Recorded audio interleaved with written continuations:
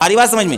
ہم اور آپ کو جیسی غلطیاں کر دیتے ہیں جس کا نتیجہ یہ ہوتا ہے کہ آگے چل کر اولاد لڑتی ہے. اس میں ایک بنیادی غلطی یہ ہے، بڑے بیٹے کو شامل کر لیتے ہیں یا ایک دو بیٹے کو شامل کر لیتے ہیں اور پوری زندگی لگا دیتا ہے. اب مرنے کے بعد وہ میراث کو تقسیم کرنا نہیں چاہتا ہے، کیونکہ اس کو تو ایک بڑا منافع حاصل کرنے کی عادت ہو گئی ہے پوری زندگی. اب اس کو لگتا ہے تقسیم کر دوں گا تو جہاں میرے پاس لاکھ روپے آ رہے تھے آئیں گے 25,000 روپے ہر ماہ، تو برداشت کیسے کرے گا اس کو؟ یہی وجہ ہے کہ وہ میراث کو تقسیم کرنا نہیں چاہتا اور اپنے دیگر بھائیوں اور بہنوں کا حق بھی مار کر بیٹھ جاتا ہے. لہذا بڑے بیٹے کا کیا اسٹیٹس ہے اس کو زندگی کے اندر ہی باپ کی ذمہ داری ہے کہ اس کو طے کر دے، تاکہ آگے چل کر کسی طرح کا تناؤ اور اختلاف آپس میں پیدا نہ ہو. ایک بزرگ کا واقعہ ہے کہ ایک موقع پر وہ ایک مریض سے ملاقات کے لیے گئے. مریض کا آخری وقت تھا، وہ مریض سے ملاقات کرنے گئے تو وہاں پر ایک چراغ جل رہی تھی، وہاں پر ایک چراغ روشنی کر رہی تھی. اتفاق سے عیادت کے دوران ہی اس مریض کا انتقال ہو جاتا ہے، مریض کا انتقال ہو جاتا ہے. فوراً یہ صاحب کرتے یہ ہیں کہ اس چراغ کو بجھا دیتے ہیں اور اس کے بعد پھر اپنے جیب خاص سے وہ تیل منگواتے ہیں اور اس تیل کو لا کر اس چراغ کے اندر داخل کرتے ہیں، پھر اس کو روشن کرتے ہیں.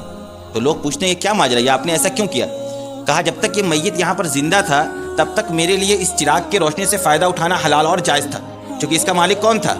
یہ میت تھا انتقال سے پہلے.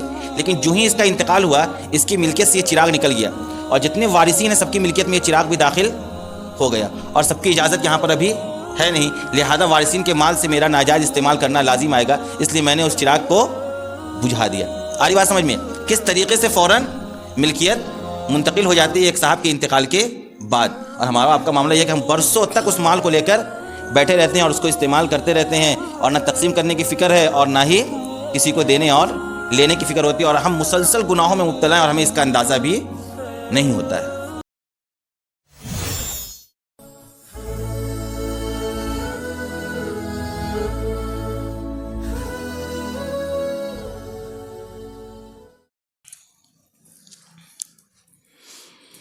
الحمد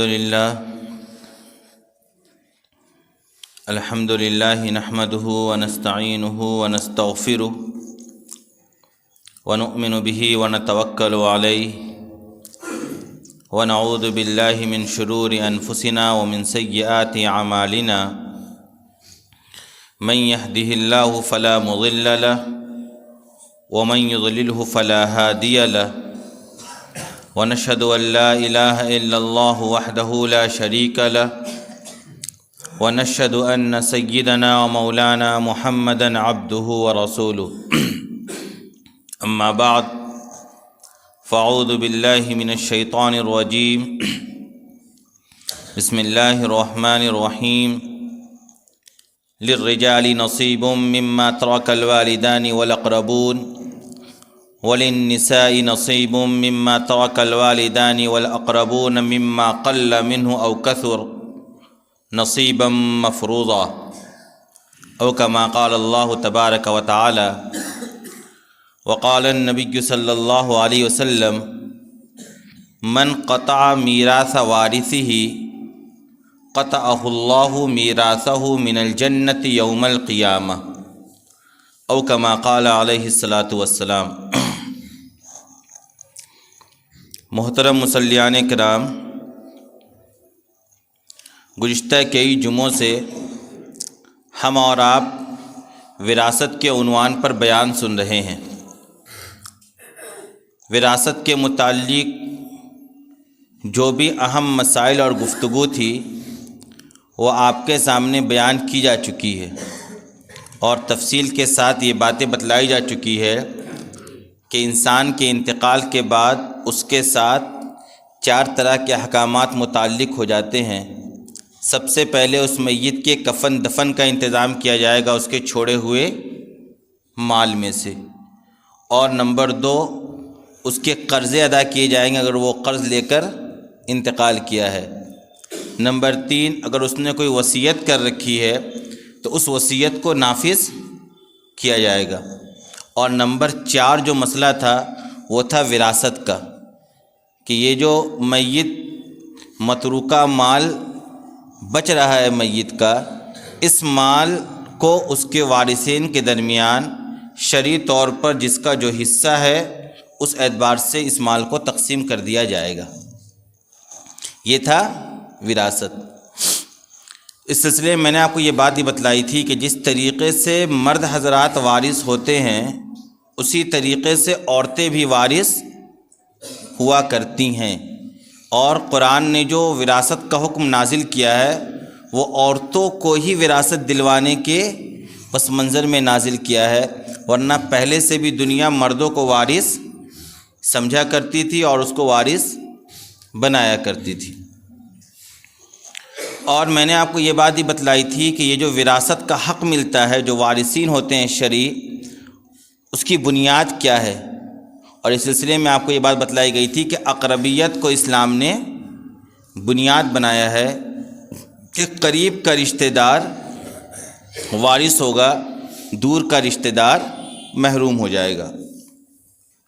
یہ ساری تفصیلات آئی تھیں آپ کے سامنے، اور عورتوں کو وراثت دلوانے کے سلسلے میں آپ سے زیادہ سختی کے ساتھ گفتگو کی گئی تھی کہ دیکھیے عورتوں کا میراث زمانے جاہلیت میں بھی مارا جاتا تھا، آج کی دنیا اور آج کے معاشرے میں بھی عورتوں کو وارث نہیں بنایا جاتا ہے، خاص طور پر بہنوں کے سلسلے میں بہت زیادہ کوتاہی پائی جاتی ہے، اور اس کے جو اسباب بیان کرتے ہم اور آپ، اس کو ہی میں نے بتلایا تھا کہ ہم یہ کہتے ہیں کہ ہم نے ان کی شادی بیاہ کے موقع پر بہت زیادہ خرچ کر رکھا ہے۔ تو میں نے آپ کو یہ بات بتلائی تھی کہ شادی موقع پر خرچ کرنے کا ذمہ دار آپ کو شریعت نے بنایا نہیں ہے، اور اگر آپ نے خرچ بھی کیا ہے تو اس کے باپ کا مال تھا۔ جس طریقے سے بحیثیت بیٹا آپ اپنی زندگی میں باپ کا مال خرچ کرتے ہیں اپنی تعلیم کے اوپر، اپنی کیریئر کے اوپر، اپنی بزنس اور تجارت کے اوپر، اسی طریقے سے بیٹی کی بھی تعلیم پر، اس کی شادی پر پیسہ خرچ ہوا ہے، اس میں آپ کا تو کوئی یوگدان نہیں ہے۔ اب جب باپ مال چھوڑ کر گیا ہے تو جس طریقے سے بیٹا وارث ہوگا اسی طریقے سے بیٹیاں بھی وارث ہوں گی، یہاں تک کہ باپ اگر ایک سوئی بھی چھوڑ کر مرا ہے تو اس کے اندر بھی وراثت تقسیم ہوگی۔ شریعت کا مزاج یہ ہے، شریعت یہ چاہتی ہے کہ جب ایک بندے کا انتقال ہو تو یہ چاروں کام پے در پہ کر دیا جائے، یہ چاروں کام پے در پہ کر دیا جائے۔ سب سے پہلے جلدی میں اس کی تجہیز و تکفین کا انتظام کیا جائے، پھر اس کے جو بھی قرض لینے والے حضرات ہیں ان کو بلا کر جس سے بھی اس نے قرض لے رکھی ہے قرض کی ادائیگی کر دی جائے، کوئی اس نے وصیت کر رکھی ہے اس کو بھی نافذ کر دیا جائے۔ اس کے بعد شریعت یہ چاہتی ہے کہ جلد از جلد جتنا جلدی ہو سکے اس کے میراث کو بھی تقسیم کر دیا جائے۔ ہم اور آپ کرتے ہیں کہ میراث تقسیم جلدی نہیں کرتے ہیں، اس کا نتیجہ یہ ہوتا ہے کہ بعد میں چل کر میراث تقسیم کرنا مشکل بھی ہو جاتا ہے اور آپسی لڑائی اور جھگڑے کا سبب بھی یہ بن جاتا ہے۔ کیوں؟ کیونکہ انتقال کے فوراً بعد ہر ایک کا دل نرم ہوتا ہے، غم چونکہ تازہ ہوتا ہے تو ہر ایک کے دل میں دوسرے کے تئیں نرمی بھی ہوتی ہے۔ اگر اس موقع پر آپ میراث تقسیم کر دیں گے تو آسانی کے ساتھ میراث تقسیم ہو جائے گا، لیکن جو وقت گزرتا چلا جاتا ہے غم انسان کے اندر سے میت کو لے کر ختم ہوتا چلا جاتا ہے، اور جب غم ختم ہوتا چلا جاتا ہے تو پھر دل کے اندر سختی بھی ہو جاتی ہے، پھر وہ تمام پرانے واقعات، پرانے جھگڑے، پرانے آپسی جو بھی معاملات تھے وہ سب لوگوں کے سامنے آ جاتے ہیں، اور اس کو لے کر لوگ پھر آپس میں لڑتے اور جھگڑتے ہیں۔ اور اگر آپ ایسے موقع پر کہیں کہیں گے کہ بھائی میراث تقسیم کرو، تمہارے باپ نے اتنا مال چھوڑ کر مرا ہے میراث کو تقسیم کرو، تو لوگ کہتے ہیں کہ بھائی ابھی تو کفن بھی میلا نہیں ہوا ہے، آپ لوگوں کو مال کی حرص پڑ گئی۔ آ رہی بات سمجھ میں؟ حالانکہ مال کی حرص نہیں پڑی ہے، یہ ایک شرعی حکم ہے۔ آج جو بندہ یہ کہتا ہے نا کہ ابھی تو جنازہ بھی نہیں اٹھا، غم بھی ختم نہیں ہوا، لوگوں کو اپنا اپنا حصہ یاد آنے لگا، اصل میں اس کے دل میں ہی چور چھپا ہوا ہے، وہ چاہتا ہی نہیں ہے کہ میراث کیا کیا جائے، تقسیم کیا جائے۔ یہ ٹالنے کی گفتگو وہ کر رہا ہے اس وقت، اور پھر اس کے بعد اس کو موقع ہی نہیں ہوگا، اور نتیجہ یہ ہوتا ہے کہ نسل در نسل یہ معاملہ ہوتا چلا جاتا ہے، نہ داداؤں نے تقسیم کیا، نہ باپ چچاؤں نے تقسیم کیا، اور نہ ہی آج کی اولاد پوتا اور پوتی تقسیم کر رہی۔ نتیجہ یہ کہ آگے چل کر انہی کے درمیان کیا ہوتا ہے، جنگ اور لڑائی ہوتی ہے، اور کورٹ اور مقدمہ بازی کی نوبت پیش آتی ہے، کیونکہ وہاں جو تقسیم کرنا تھا انہوں نے نہیں کیا، یہ سلسلہ اتنا دور تک چل رہا ہے۔ اور میں نے یہ بات بتلائی تھی کہ جو وارثین ہوتے ہیں اس میں کچھ یتیم بچے بھی ہوتے ہیں، کچھ عورتیں بھی ہوتی ہیں، اور یتیم کے مال کے سلسلے میں تو شریعت بہت زیادہ محتاط ہے، ان کے مال کی حفاظت کی جائے، ان کو مال صحیح طریقے سے ادا کر دیا جائے، اس سلسلے میں شریعت تو بہت زیادہ سخت ہے۔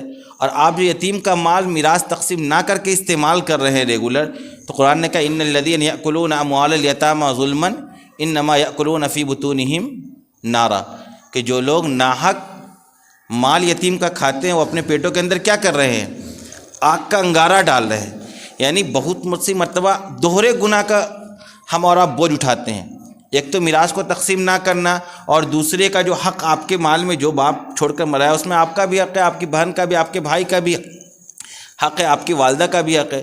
آپ اس کو تقسیم نہیں کر رہے، اور ایک صاحب جو اس کا استعمال کر رہے ہیں، جو رہتے ہیں گھر میں، وہی عام طور پر گھر کا استعمال کرتے ہیں، یا جو تجارت سنبھال رہا ہے وہی عام طور پر تجارت سے فائدہ اٹھاتا ہے۔ تو ایک تو آپ گناہ گار ہو رہے ہیں، سامنے والے کی اجازت کے بغیر اس کے مال کو آپ استعمال کر رہے ہیں۔ دوسری طرف اگر وارثین میں کوئی یتیم بچہ ہے تو دوہرا گناہ، کیونکہ آپ یتیم کے مال کو بھی ہڑپ رہے ہیں اور اس کے مال کو استعمال کر رہے ہیں۔ میں نے یہ بات بتلائی تھی کہ وہ جو مال چھوڑ کر جاتا ہے انسان، اس میں کس طریقے سے دوسرے وارثین کا حق متعلق ہو جاتا ہے، اس کو آپ ایک مثال سے سمجھیے۔ ایک بزرگ کا واقعہ ہے کہ ایک موقع پر وہ ایک مریض سے ملاقات کے لیے گئے، مریض کا آخری وقت تھا، وہ مریض سے ملاقات کرنے گئے تو وہاں پر ایک چراغ جل رہی تھی، وہاں پر ایک چراغ روشنی کر رہی تھی۔ اتفاق سے عیادت کے دوران ہی اس مریض کا انتقال ہو جاتا ہے، مریض کا انتقال ہو جاتا ہے۔ فوراً یہ صاحب کرتے یہ ہیں کہ اس چراغ کو بجھا دیتے ہیں، اور اس کے بعد پھر اپنے جیب خاص سے وہ تیل منگواتے ہیں، اور اس تیل کو لا کر اس چراغ کے اندر داخل کرتے ہیں، پھر اس کو روشن کرتے ہیں۔ تو لوگ پوچھتے ہیں یہ کیا ماجرا ہے، یا آپ نے ایسا کیوں کیا؟ کہا جب تک یہ میت یہاں پر زندہ تھا تب تک میرے لیے اس چراغ کی روشنی سے فائدہ اٹھانا حلال اور جائز تھا، چونکہ اس کا مالک کون تھا؟ یہ میت تھا انتقال سے پہلے، لیکن جو ہی اس کا انتقال ہوا اس کی ملکیت سے یہ چراغ نکل گیا، اور جتنے وارثین ہیں سب کی ملکیت میں یہ چراغ بھی داخل ہو گیا، اور سب کی اجازت یہاں پر ابھی ہے نہیں، لہذا وارثین کے مال سے میرا ناجائز استعمال کرنا لازم آئے گا، اس لیے میں نے اس چراغ کو بجھا دیا۔ آ رہی بات سمجھ میں؟ کس طریقے سے فوراً ملکیت منتقل ہو جاتی ہے ایک صاحب کے انتقال کے بعد۔ اور ہمارا آپ کا معاملہ یہ ہے کہ ہم برسوں تک اس مال کو لے کر بیٹھے رہتے ہیں اور اس کو استعمال کرتے رہتے ہیں، اور نہ تقسیم کرنے کی فکر ہے اور نہ ہی کسی کو دینے اور لینے کی فکر ہوتی ہے، اور ہم مسلسل گناہوں میں مبتلا ہیں اور ہمیں اس کا اندازہ بھی نہیں ہوتا ہے۔ بہرحال آج ہم لوگ جو بات کریں گے وہ یہ ہے کہ آخر کن بنیادوں پر ہم میراث کو تقسیم نہیں کرتے ہیں، کیا وجہ ہوتی ہے جس کی بنیاد پر میراث تقسیم ہمارے اور آپ کے معاشرے میں اور سماج میں اور سوسائٹی میں لوگ نہیں کرتے ہیں، اس کی وجہ کیا بنتی ہے؟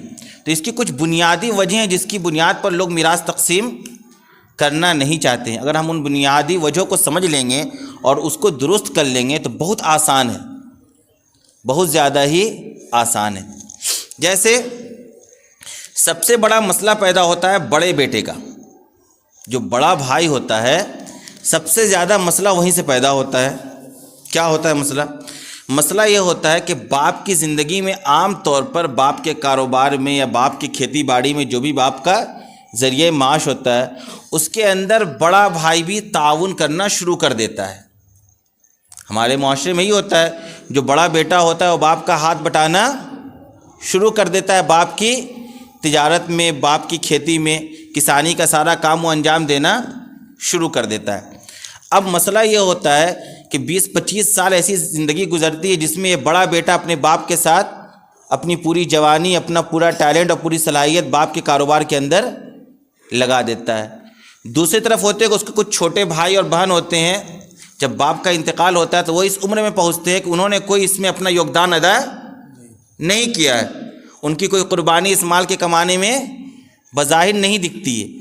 اب جب باپ کا انتقال ہوتا ہے تو بڑے بیٹے کے ذہن میں یہ بات بیٹھ جاتی ہے کہ اس مال کا مالک کون ہے؟ میں ہوں، کیونکہ پوری زندگی تو میں نے اسی مال کے کمانے میں لگائی نا بھائی، باپ کا ساتھ کس نے دیا؟ یہ تو بعد میں آئے اور انہوں نے پڑھائی کی اور یہ باہر رہے، آج ان کو نوکری، اب یہ حصہ لینے چلے آئیں برابر برابر۔ یہ بڑے بیٹے کے ذہن میں سب سے پہلے یہ بیماری پیدا ہوتی ہے۔ آ رہی بات سمجھ میں؟ سب سے پہلے بڑے بیٹے کے ذہن میں یہ بات پیدا ہو جاتی ہے کہ سارے مال کا مالک کون ہے؟ میں ہوں۔ یہ بیماری کیوں پیدا ہوتی ہے؟ اس کے پیچھے بھی ہماری اور آپ کی ایک بنیادی غلطی ہے۔ وہ غلطی کیا ہے؟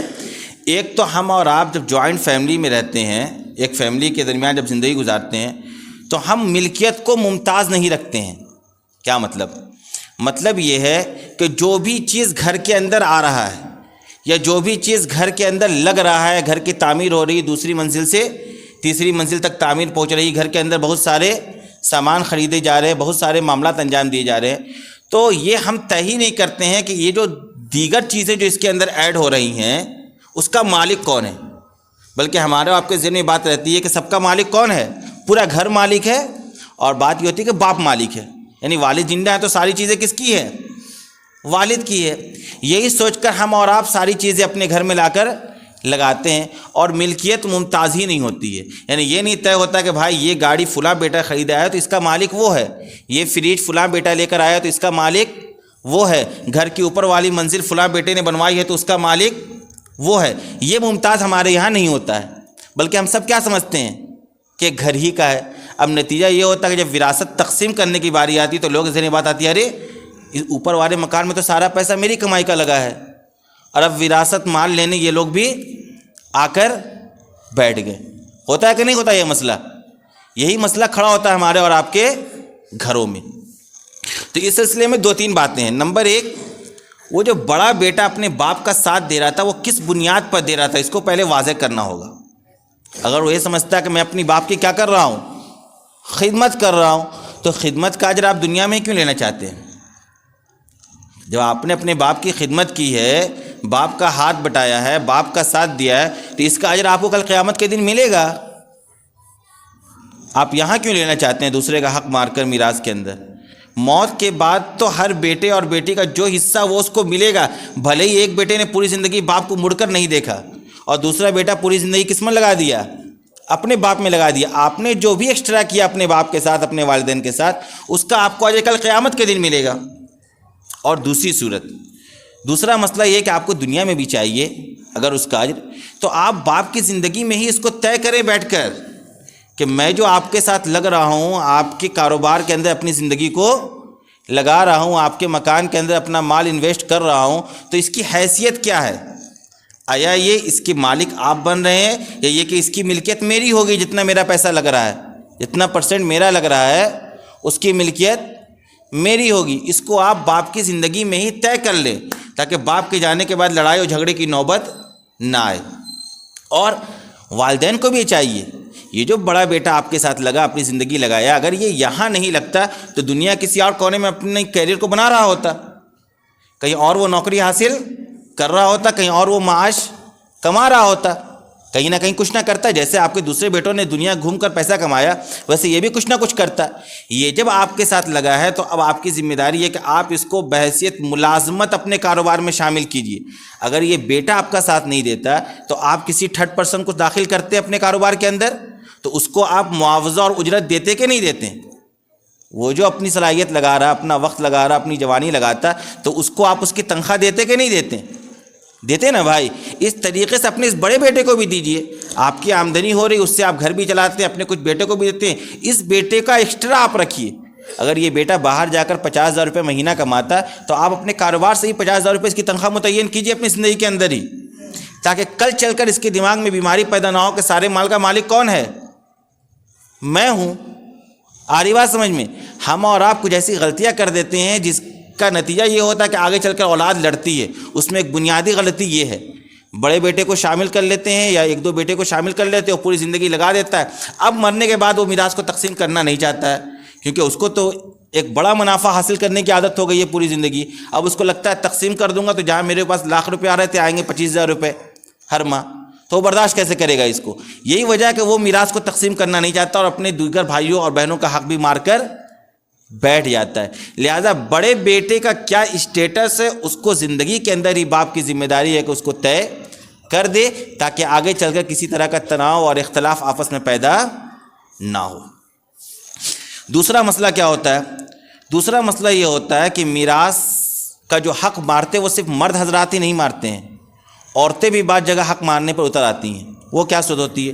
وہ صورت ہوتی ہے میت کی بیوہ، یہ جو ماں اور جو اس کی بیوی ہے میت کی، وہ کئی صورتوں میں میراث کا حق مارتی ہے اور اپنی اولادوں کے درمیان صحیح طریقے سے تقسیم نہیں کرتی ہے، خاص طور پر اس صورت میں جب شوہر کا انتقال ایسی حالت میں ہو رہا کہ کچھ بیٹیاں ابھی کنواری ہیں، کچھ بیٹیاں ابھی کنواری ہیں۔ تو جس طریقے سے بڑا بھائی کاروبار لے کر قبضہ جما کر بیٹھ جاتا ہے، اسی طریقے سے یہ بیوہ جو گھر میں ماں کی حیثیت سے ہے، بیوی کی حیثیت سے، یہ اب تمام مال کو لے کر بیٹھ جاتی ہے کہ میں اس سے کیا کروں گی، اپنی بیٹیوں کی شادی کروں گی، میں اس کو تقسیم نہیں کروں گی۔ ارے بھائی، جب باپ شوہر کا انتقال ہوا، ہر مال میں ہر وارث کا حق ہے، آپ میراث تقسیم کر دیجئے، آپ کی بیٹیوں کے حق میں جو میراث آئے گا اس سے آپ شادی بیاہ کیجیے گا۔ نہیں، وہ مال لے کر بڑھ جاتی، نہیں مجھے کیا کرنا ہے، بیٹیوں کا نکاح کرنا ہے۔ ارے آپ کریں اس مال سے جو آپ بیٹی کا حق ہے، اور اس کے بعد بھی آپ کے جو بیٹے اتنے نالائق تو نہیں ہوں گے، وہ بھی آپ کی بیٹی کے نکاح کے موقع پر، اپنی بہن کے نکاح کے موقع پر کچھ خرچ کریں گے۔ اگر آپ نظام اچھا بنائیے گا، اپنے بچوں کے درمیان محبت پیدا کیجیے گا، کسی کے دل میں کسی کے تئیں نفرت اور بغض نہیں ہوگا، ہر ایک دوسرے کا حق ادا۔ ساری لڑائیاں کیوں ہیں؟ چونکہ ایک نے دوسرے کے حق کو مار رکھا ہے۔ جب حقوق کی ادائیگی ہو جائے گی اور حق تقسیم ہو جائے گا ایک دوسرے کو، تو پھر اس طرح کی نوبت ہی نہیں آئے گی۔ تو یہاں پر یہ بیوہ کی طرف سے غلطی ہوتی ہے کہ وہ مال کو لے کر بیٹھ جاتی ہے، حالانکہ اس کے لیے بھی حلال اور جائز نہیں ہے، بلکہ مال کو تقسیم کرنا لازم اور ضروری ہے۔ بیٹیوں کی شادی کی جو آپ کو انتظام کرنی ہے وہ اس پیسے سے کرنی ہے، یا آپ اور بیٹوں سے ایکسٹرا لے لیں۔ میراث میں شریعت نے اتنا لچک رکھا ہے وراثت کے معاملے میں کہ میت کے بعد جو مال بچا ہے اس میں جو وارثین ہیں، بیٹا ہے، بیٹی ہے، بیوی ہے، یا اور جو دیگر وارثین ہیں، یہ آپس میں بیٹھ کر جو طے کر لیں کہ تم فلاں مکان لے لو، میں فلاں کاروبار لے لیتا ہوں، تم فلاں گاڑی لے لو، تم بینک بیلنس رکھ لو، تم چیز رکھ لو، اور سب کی آپس میں رضامندی ہو جائے تو شریعت اس کو بھی نافذ کر دیتی ہے۔ یعنی شریعت نے یہ قاعدہ بنایا کہ بیٹا کو 2 حصہ دیں گے، بیٹی کو 1 حصہ دیں گے، 4 بیٹا کو ملے گا تو 2 بیٹی کو ملے گی۔ اگر بیٹا بیٹی ایک ہے، ان لوگوں نے آپس میں رضامندی کے لیے ایسا کرتے ہیں ہم لوگ کہ ہم لوگ دونوں 2 رکھ لیتے ہیں ایک دوسرے کی رضامندی سے، شریعت کہتی ہے جائز ہے، شریعت اس کو بھی نافذ کر دیتے ہیں۔ یعنی جس طریقے سے بھی آپ آپس میں بیٹھ کر سیٹلمنٹ کر لیں گے، شریعت اس کو نافذ کر دیتی ہے، لیکن شرط یہ ہے کہ آپ کو بیٹھ کر سیٹلمنٹ کرنا ہوگا۔ یوں ہی بس زبانی آپ چلا رہے ہیں کام اور ایک دوسرے کا مال استعمال کر رہے ہیں تو یہ جائز نہیں ہے، حرام مال کا ہم اور آپ ارتکاب کر رہے ہیں۔ تیسری ایک اور صورت پائی جاتی ہے جس میں زیادہ تر لوگ میراث تقسیم نہیں کرتے ہیں اور دوسرے کے مال کو لے کر بیٹھے رہتے ہیں۔ وہ کیا ہوتی ہے؟ وہ صورت تب ہوتی ہے جب میت کی صرف بیٹیاں ہوتی ہیں، میت کی صرف بیٹیاں ہوتی ہیں، وہ صرف بیٹیوں کو چھوڑ کر جب مرتا ہے تو شریعت کا مسئلہ یہ ہے کہ اگر کوئی شخص صرف ایک بیٹی کو چھوڑ کر اس کا انتقال ہو رہا ہے، کسی شخص کا انتقال صرف ایک بیٹی کو چھوڑ کر ہو رہا ہے، تو وہ جتنا مال چھوڑ کر جائے گا اس میں سے صرف آدھا مال اس کی ایک بیٹی کو ملے گا، باقی جو آدھا مال بچے گا وہ اس کے دیگر وارثین، اس کے بھائی یا اس کے بھتیجا وغیرہ کے درمیان، اس کی بہنوں کے درمیان وہ مال تقسیم ہوگا۔ اور اگر میت نے 2 بیٹی یا 2 سے زائد 3 4 5 10 جتنی بیٹیاں بھی وہ چھوڑ کر مرا ہے، تو اس صورت میں شریعت کا مسئلہ یہ ہے کہ جتنا مال وہ چھوڑ کر مرا ہے اس کا 2 حصہ ان بیٹیوں کو دیا جائے گا، اور 1 حصہ نکال کر ان کے وارثین کے درمیان، چچا اور چچیرے بھائی وغیرہ کے درمیان اس کا مال تقسیم ہوگا۔ آ رہی بات سمجھ میں؟ یعنی 1 لاکھ چھوڑ کر مر رہا ہے تو 66,000 روپے ان 2 بیٹیوں کو، چاہے 2 بیٹی ہیں، چاہے 4 بیٹی ہیں، چاہے 40 بیٹیاں ہیں، ان کو صرف 66 ہی ملے گا، باقی 33 پوائنٹ جو بھی ہوتا ہے وہ ملے گا دیگر وارثین کو۔ کر بیٹھ جاتی ہیں، نہ اپنے چچا کو دیتی ہیں، نہ اپنی پھوپھی کو دیتی ہیں، نہ ہی اپنے چچیرے بھائی وغیرہ کو وہ دیتی ہیں۔ یہ صورت بھی بہت زیادہ پایا جاتا ہے، یعنی وہ سمجھتی ہی نہیں ہے کہ میرا مال جو میرا باپ چھوڑ کر مرا ہے اس میں میرا کتنا حق ہے۔ آپ کے لیے 2 سے زیادہ کا استعمال کرنا، 2 حصے سے زیادہ کا استعمال کرنا، تیسرا حصہ یہ ناجائز اور حرام ہے، وہ آپ کا مال ہے ہی نہیں۔ آپ اپنے دماغ سے، اپنے ذہن سے یہ بات بالکل نکال دیں۔ وہ مال اٹھا کر جو دیگر وارثین ہوتے ہیں شرعی طور پر ان میں تقسیم ہوگا، لیکن عام طور پر اس کے اندر ہی بہت زیادہ کوتاہی پائی جاتی ہے، اور بیٹیاں بھی کیا کرتی ہیں؟ مال کو لے کر بیٹھ جاتی ہیں۔ یہ 2 صورتیں، ایک جگہ بیوہ، ایک جگہ بیٹیاں، جہاں عورتیں میراث میں حق مارتی ہیں دوسرے وارثین کا، باقی تمام صورتوں میں عام طور پر عورتوں کا ہی حق مارا جاتا ہے۔ لہذا ہمارے آپ کے لیے ضروری ہے کہ ہم ان مسائل کو جانیں بھی، سمجھیں بھی، اس کو عمل میں لائے بھی۔ اس کا نتیجہ کیا ہوتا ہے؟ آپ کی آنکھیں تو بند ہو جاتی ہیں، اس کے بعد آپ کے بچوں کا تماشا پورا سماج دیکھتا ہے، کورٹ سے لے کر دارالقضاء تک، معاشرے سے لے کے پنچایت تک، کمیٹی سے لے کے مسجد کے صدر سیکریٹری تک، سب لوگ یہ سارا تماشا دیکھتے ہیں کہ باپ کے جانے کے بعد اولاد آپس میں کیا ہو رہی ہے، ایک دوسرے کے خلاف گریبان کو پکڑے ہوئی ہے۔ یہ سارا نتیجہ یہ اس بنیاد پر نکلتا ہے کہ نہ آپ نے خود بتایا کہ دیکھو شرعی طور پر تمہارا کیا حصہ ہوتا ہے، اسی حصے کے اعتبار سے تمہیں یہ تقسیم کرنا چاہیے، بلکہ ہونا ہی چاہیے کہ باپ کو اگر اللہ نے موقع دیا ہے، موت اچانک نہیں آ رہی، انسان بیماری میں مبتلا ہے، لگتا ہے کہ یہ بیماری میری موت کا سبب بن سکتا ہے، تو انسان کو اپنی زندگی میں ہی بیٹھ کے سارا حساب کتاب کر کے دے دینا چاہیے کہ دیکھو میرے مرنے کے بعد تم لوگوں کا اس طریقے سے حق بنے گا، تم اس کو آپس میں تقسیم کر لینا۔ یہ سارا معاملہ مال کی محبت کا ہے، آ رہی بات سمجھ میں؟ سارا معاملہ مال کی محبت کا، دل میں مال لگتا ہے بھائی میرے باپ کا مال میرے چچا کو کیسے چلا جائے گا، بھائی بیٹیاں یہ سوچتی ہیں، بڑا بھائی سمجھتا ہے کہ پوری زندگی میں نے لگایا، ان چھوٹے کو کیوں میں دوں گا، اس نے کیا ہے، میں نے قربانیاں دی۔ حالانکہ اگر آپ دیکھیے گا تو تمہارے چھوٹے بیٹے، تم چھوٹے بھائی کی عمر اگر 20 سال ہو رہی ہے، تمہاری عمر 40 سال ہو گئی، تم نے 20 سال زیادہ باپ کا مال استعمال کیا، یہ بھی تو دیکھو۔